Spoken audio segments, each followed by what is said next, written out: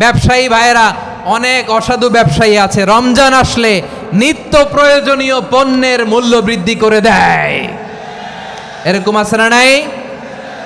এগুলো করবেন না, মজুতদারি করবেন না, পণ্যের কৃত্রিম সংকট বাজারে করবেন না।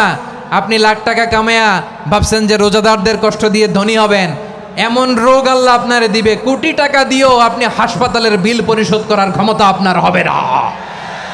খবরদার। শেষ বয়সে দেখবেন কি কষ্ট আপনার হয়। আপনি রোজাদারদের কষ্ট দিয়েছেন, আল্লাহ আপনার সুখে রাখবে?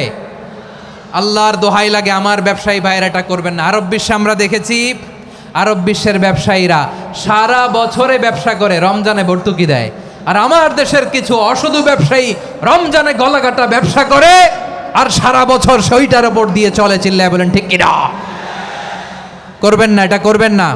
নিত্য প্রয়োজনীয় পণ্যের মূল্য বৃদ্ধি করা হারাম, পণ্যের কৃত্রিম সংকট তৈরি করা হারাম, মজুতদারি করা হারাম, রোজাদারদেরকে কষ্ট দেয়া হারাম, এটা করবেন না। 7 নম্বরে সর্বশেষ কথা, অধীনস্থ যারা আছে তাদের কাজের চাপ আপনারা কমিয়ে দিবেন। কাজের লোক, ফ্যাক্টরির ওয়ার্কার, স্টাফ, তাদের প্রতি যদি রহম করেন, আপনার উপর রহম করবে কে?